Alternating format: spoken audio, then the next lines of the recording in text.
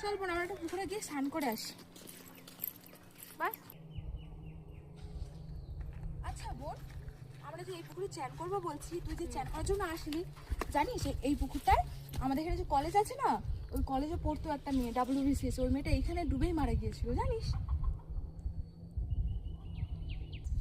হ্যাঁ, এই পুকুরেই মারা গেছিল। পালা বল, পালা। ওরে পালা।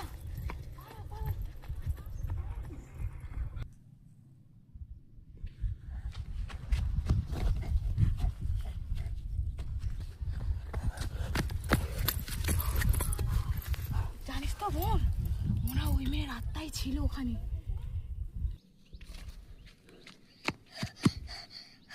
হ্যাঁ, তুমি ঠিকই বলেছ।